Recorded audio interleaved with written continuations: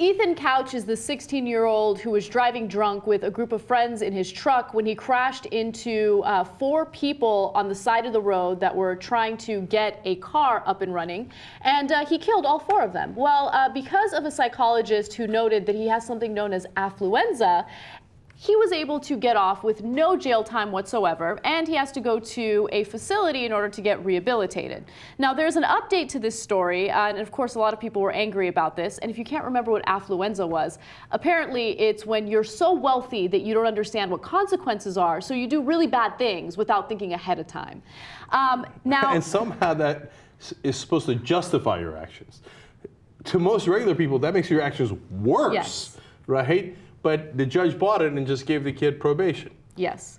So Ethan Couch, who is driving at 3 times the legal alcohol limit, is going to go to a facility, get rehabilitated, and his family is now settling lawsuits of the victims or the victims' families.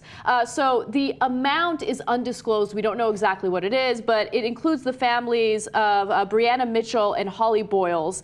And there is one settlement that's pending right now, and it involves the pastor, Jennings, who was also killed during that crash. So it's amazing to me because it just kind of shows you, like, all right, a criminal trial went on. The sentence was extremely light and insulting, if you ask me. And then the parents come in and they also bail their son out when it comes to these settlements in a civil suit. Yeah, and there's one other family that's involved here. He had 2 guys in the back of his truck, and they were flung from the vehicle. One of them is now what they call minimally conscious. Sergio Molina is his name. Yeah, he's in really bad shape. And that family has not is not seeking damages in a lawsuit. So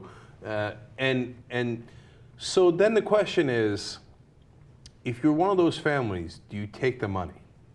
Like, I feel like if my kid was killed and they did this bullshit affluenza defense, you're almost helping their defense by saying, okay, now you give me money and we settle all this.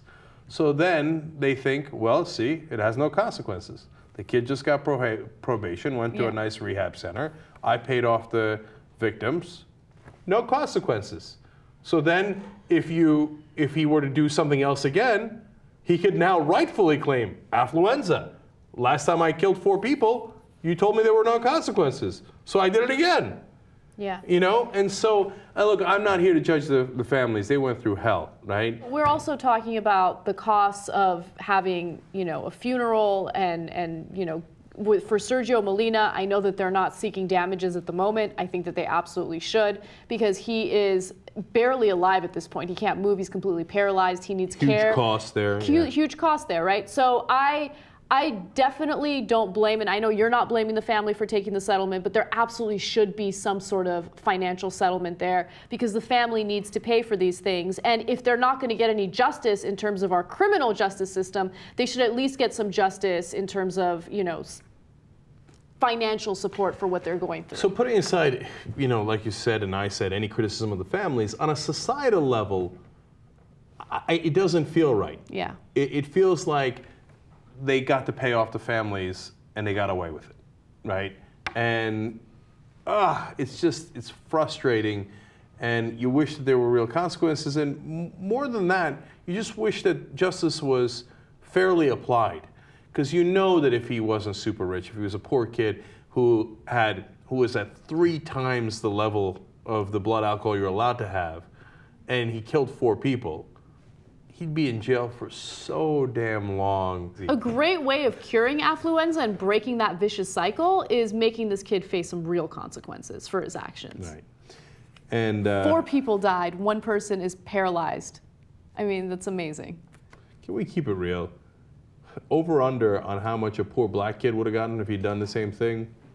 20 years minimum. Minimum. You're gonna kill like all these people, and you stole the liquor in the first place, and you irresponsibly have kids in the back of your pickup truck, they wind up brain dead.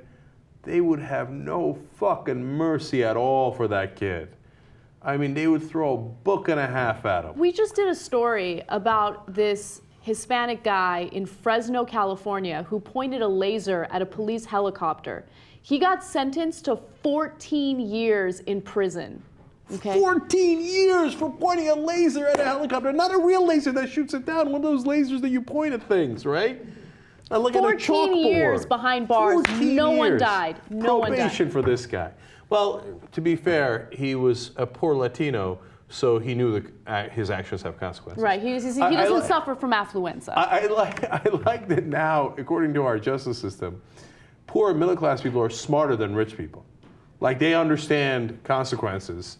And rich people are like, what? What are consequences? I don't know that. Well, we have created a system where they don't know what consequences are. I mean, look at our financial How sector. could the judge not see the irony that then you're saying, okay, you were right to not know the consequences because there are no consequences. How could he not see that irony? That's because, as we said in the first time we covered the story, the judge looks at him and goes, that could be my kid. He's a good kid, he just messed up, right? Whereas if it was, like I said, a young black kid, whatever, a young poor kid, probably of any color, he'd look at him and go, so wow, big bomb, danger to society. Instead of thinking that could be my kid, he'd think that's the kind of kid who might rob me one day.